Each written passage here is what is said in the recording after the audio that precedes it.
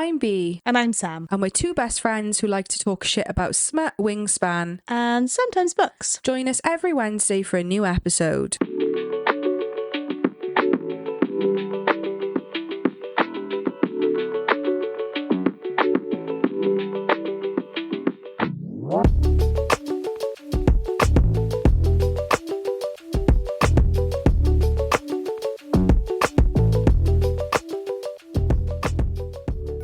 I'm Bea. And I'm Sam. And we're two best friends who like to talk shit about smut, wingspan, and sometimes books. And welcome to our Author Spotlight, where twice a month we like to sit down to talk about our favourite books. Completely spoiler-free and the perfect way to top up the TBR.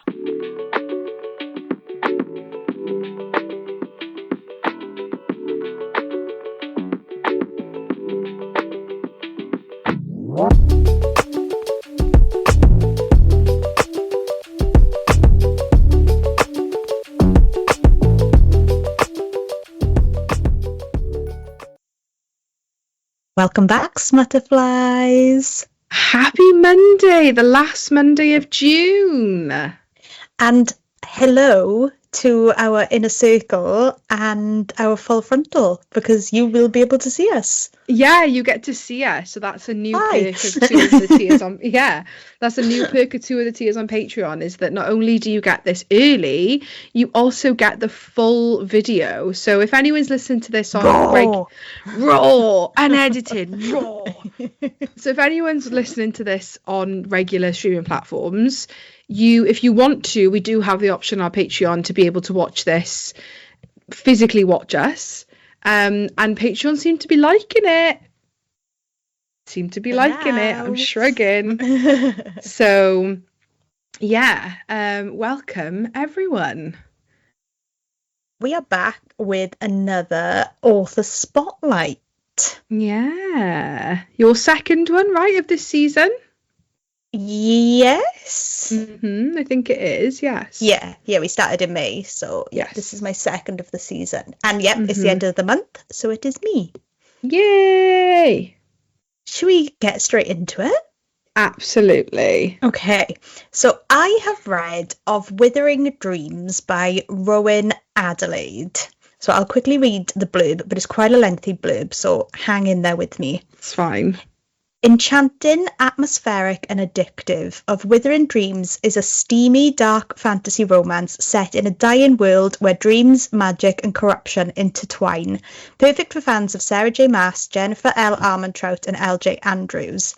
Dreams decay. The dormancy was meant to be the mortal realm's salvation. From autumn to spring, citizens must enter a magically induced slumber to conserve dwindling resources.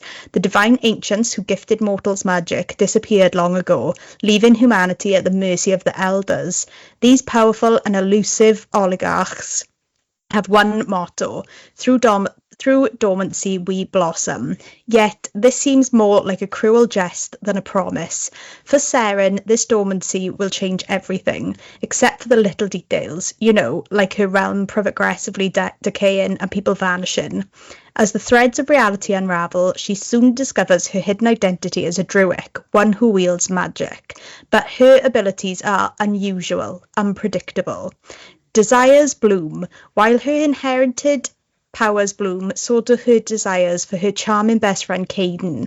She wouldn't dream of risking their friendship, but the fates can't be bothered with mortal dreams.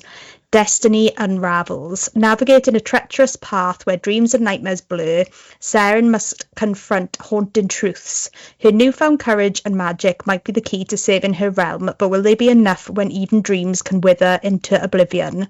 Don't miss this captivating debut in the Fate of the Embered series, a spellbinding tale of passion, peril, and profound sacrifice, where every twist and turn challenges the heart and the soul. So this is... just to say, this story includes explicit content, strong language, themes of trauma, betrayal, dark pasts, blood, gore, battles, and supernatural elements. Please review trigger warnings before reading, as your mental well-being is important to the author. That is a big blurb, but I like it. Yeah. So it's going to be a trilogy. Obviously, book 1 is out. Book 2 comes out this July, so literally next month. Mm-hmm. And book 2 is called Of Blooming Embers. And then book Nice. 3 comes out in January of 2026, and that is called Of Hollowed Stars. Love it. Yep. It is a KU girly pop, snaps for KU. And if you want the paperback, it is £12.54 on the Zon. Lovely. A bit about our author, Rowyn. Rowyn Adelaide is an insatiable romance reader, advanced practice MSW social worker, and the author of the Fate of the Embered series. Her debut novel of Withering Dreams launched the dark fantasy romance series with a haunting blend of passion and peril. Her work fuses atmospheric world building with emotionally driven romance, often exploring themes of transformation, angst, and resilience. When she's not writing or devouring stacks of romance novels, she's usually globe-trotting, rocking out at concerts, counting down to spooky season, or singing karaoke very poorly. She lives in the Midwest with her favourite creatures, her husband, their dog Audrey Shepburn, aka the goodest girl that ever lived, and their chaotic cat Stormy, who is equal parts villain and sidekick. That is the best name I have ever heard for a dog. Audrey Shepburn. That is Amazing. fucking hilarious. I love it. I love it. So the book. Mm-hmm. The premise of this is wild. Okay. So our main character is Saren. She lives in a realm that is essentially decaying and dying, withering away. Mm-hmm. So there's no there's the hierarchy isn't sort of like king and queen and things like that. It's just like a council called the elders. So the elders decide to implement the dormancy. So basically what happens is on autumn equinox, you go into like these pods and they put you to sleep until spring equinox. So you essentially only live half the year and you're asleep for half the year. When you wake up at spring, you don't remember anything. Like, it's just like blank. You don't remember dreams or like if anything happened to you. You just wake up, you live your 6 months of summer, and then you go back in. And their reasoning for this is that it'll stop the drain on resources because you need more through the winter because it's colder, that the climate's harsher, so that they only really thrive through the summer. So you learn literally within the first couple of chapters that during a dormancy when Saren was 7, when they wake up from the dormancy, her mother's gone. Don't know where she is. So it's Saren, her sister Letty, her dad, and her mum. And when she's 7, she wakes up, her mum's gone. They don't know what has happened to her. So, like, you're already sort of suspicious about this dormancy stuff from the get-go. Her best friend Caden lives next door to her with his brother Gavril and his mum and dad. And you learn again really early on that his mum is accused of using her ember, which is her magic, to try and tamper with dormancy pods. And they cull her, so they put her into the pod when it's not pod season, and she just turns into ash and like withers, like literally floats away in front of them all. It's horrific. So basically, like, if you're found guilty of anything, if not, you've got to like declare your magic, and if you don't, you get culled. If you don't go into the dormancy pod on time, culled. Like, there's a lot of rules. So you learn really early on as well that her childhood best friend lost his mum as well. So the story takes place when Saren is 21. So there's like, it's not one pod per family. There's pods like throughout the land, and it just so happens that their pod is like at the end of their back garden. So her family and Caden's family share a pod. So the story takes place from autumn equinox. So they all go into the pods, and there's like, it's really strange. There's like beds, and they lay in them, and it puts them to sleep. And then they're supposed to wake up 6 months later with no memories. So they go into the pods, go to sleep. Saren wakes up and she's in this like grey like land with no colour. It's like really like barren and ashy, and she's like, am I dreaming? Is the dormancy over? Like, it's really unclear where she is. So obviously she gets up and she's like, okay, there's nobody here. So she's walking around, and it's almost like a grey desert to like give you a picture in your head, and she can see like shades, like, you know, like balls of shadow, and she's like, what the fuck is going on? Where am I? And she finds her sister, and she finds Caden. So she's like, right, okay, we need to find Dad. Can't find her father. And they come across this woman like sleeping in a bowl, and she goes over to try and help her, and she like jumps up and is like ready for a fight. And it's all really, really strange. They don't know where they are. They don't know what's happening. Are they asleep? Are they awake? It's really unclear at this point in the story what is happening. And I can't say any more. What? That's it? I just feel like if I tell you any more, it's going to give to... Ooh, you turned blue. Whoa, you look like a little Smurf then. I know. I just feel like if I tell you any more, it's going to give too much away. Oh my God. But I will tell you, there are trials. There is open door spice. Okay. There's like friends to lovers to enemies. Nice. There's corrupt magic. There's almost sort of like found family. Yeah. Oh my God, that's so ominous. Wow. And there's a lot of altering reality and altering memories. Oh God. Oh, I'm nervous. Oh, it sounds so interesting. I remember reading the blurb of this. I remember this one vividly. It was a ride because the way she's written it, and it's really clever actually, because the first couple of chapters they flit between current day and the past. Okay. So when you're learning about the dormancy pods and the withering and what's happening to the land, you're learning it through Saren's point of view when she's a child. So like, not that it's like dulled down, but it's really understandable because she's written it like a child talking about things. Sure. So the world building like really makes sense, if that makes sense. Yeah, because, no, it does, yeah. Because you're jumping back and forth between current day and her childhood, which is quite a nice contrast because you go back to her childhood, you see her with her mum and stuff, which is really lovely. But yeah, I feel like I haven't talked much about it, but there's so many spoilers, like there's so many plot twists in this book, like when you find out like what's going on, where they are, like... Ooh, that's so exciting. I love the book due is out so soon as well.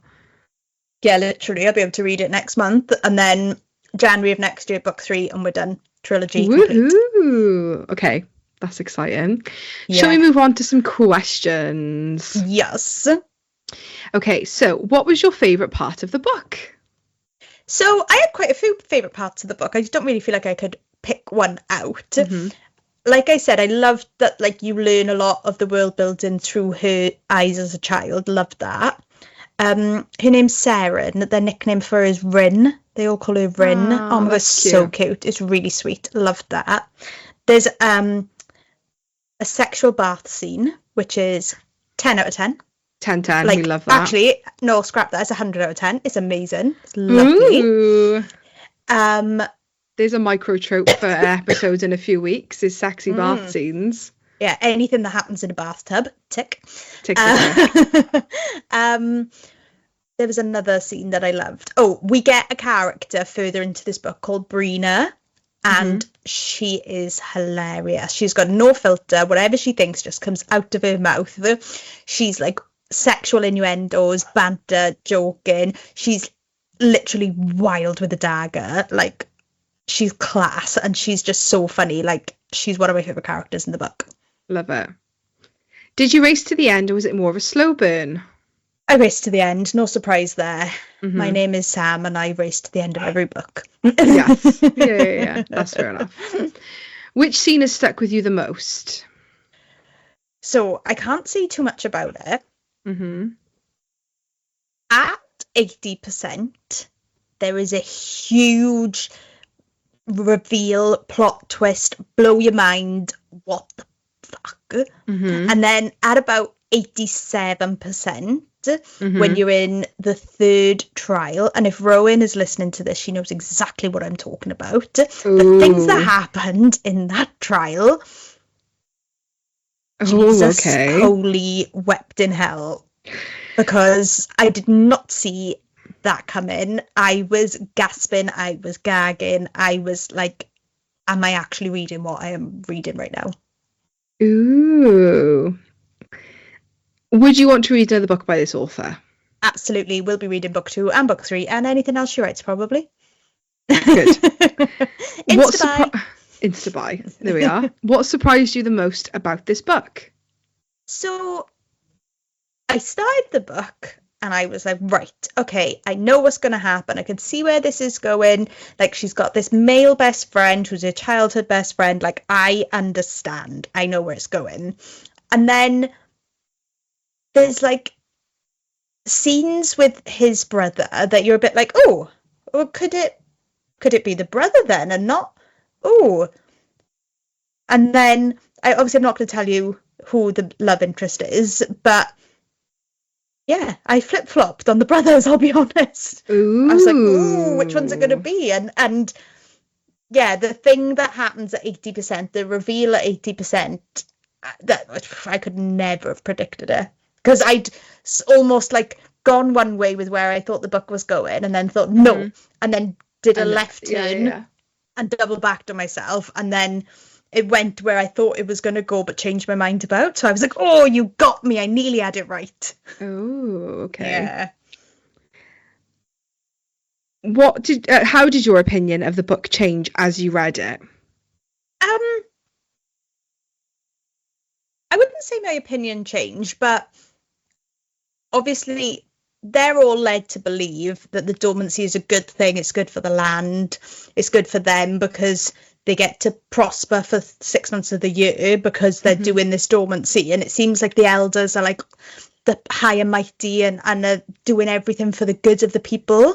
Mm-hmm. And then as you learn more about them and you meet the elders and you see their personalities, you're a bit like, maybe everything is not as it seems within this realm. Maybe there's some puppet master at play, or something isn't quite right here. Mm-hmm. So I wouldn't say my opinion changed, but obviously as you read it, Rowyn is directing you in the way that she wants you to think about characters and people. So I probably changed my opinion in the way that Rowyn wanted me to change my opinion, if that makes sense. Okay. Yeah, no, it does. Yeah. I get it. Okay.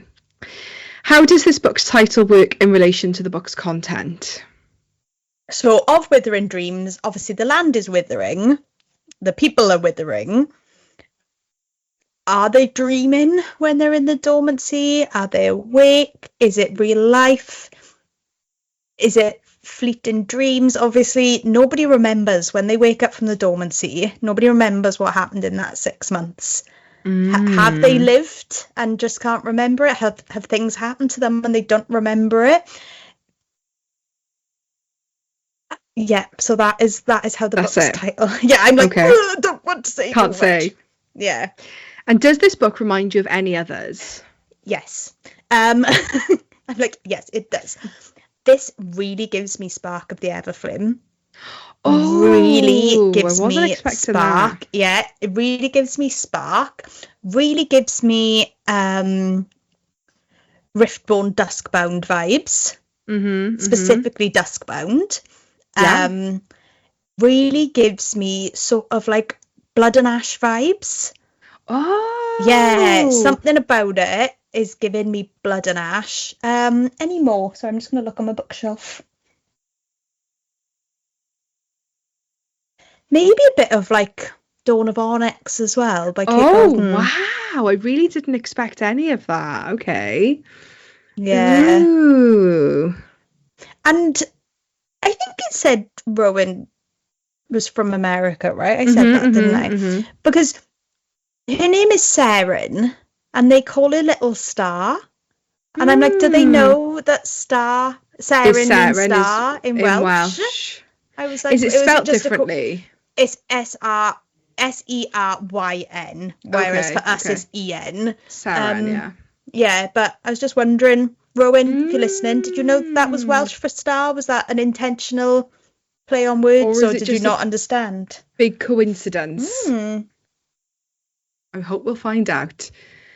Ooh, this sounds so good. Yeah, I don't want to give too much away, but the villain, the bad person in this book, like, they're villaining. Do you know what I mean? Yeah. Like, you want your villain to be like so like dislikable, and this villain gives you disliked. Like, ooh, okay. Yeah. You can really hate. Yeah, you can get on board with not liking this person and wishing spiteful things on them. Ooh, okay. I love that. I'd love to hate people. Like, it's like a little pastime for me. So I'm like, you said that recently. What was that in? Oh, I think it was in our Chris K. Haynes interview. And you said, I love to hate people to Chris. And we were like, yeah, we know. Oh, about Cassandra. Not Cassandra. No, what was I can't. Yeah, the ex-partner. Can't think of her name. Oh, Ione. Mm-hmm. Yeah. I was like, I love to hate her. I'm so bitter. I don't know what's wrong with me. Just the Scorpio, babe. Yeah, this book, honestly, it's been such an interesting read. It's so well thought out. And the way she's written it, like, you think you know what's happening, and then she just pulls the rug out from under your feet, and you're like, shit, oh my god, it's something different. So, ooh. Yeah, I can see this being the type of book a lot of our listeners would enjoy. Ooh, okay. Yeah, I can see a lot of our listeners, like, I can imagine what they'd be texting us about it and what they'd be saying about it. I love it. So yeah, I'm excited. I know Red has read it. Oh, okay. Already. Yeah. Mm-hmm. She arc read it. So I'm excited to talk to her about it, because I haven't talked to anyone about it yet. So I'm excited to talk to her about it. And I'm almost positive that it's going to go on a lot of TBRs, because, it's very well written and it's very well thought out. Oh, that's so exciting. I love it. Yeah. Well, as always, if any of you read any of these from our Author Spotlight recommendations, please tell us. We always love to know if these are inspiring you to add to the TBRs, because they're spoiler free and anyone can listen to these episodes. Yeah. Wonderful. And like we said in the beginning, if you want to see our faces while we talk, we are on Patreon. You can see us. The videos do go up. I'm going to try and put this one up straight away tonight for our Patreon listeners. We got the money out of Throne for one of the mics. That's done. Yeah, that's an exciting update. Yes. And the other one is still up. We're still raising money through TikTok, through Patreon, through Throne, through subscribers, through everything, and every single penny counts and matters to us, and we're so grateful as always. Yep. And we'll be back next week, one of these, because it's the end of the month. We're always back the following week for the beginning of the month, so I will be back with my July Author Spotlight. Woohoo! See you Monday, guys. Bye. Thanks so much for listening. Follow us on TikTok and Instagram at A Pod of Smut and Wingspan. See you next week. Bye.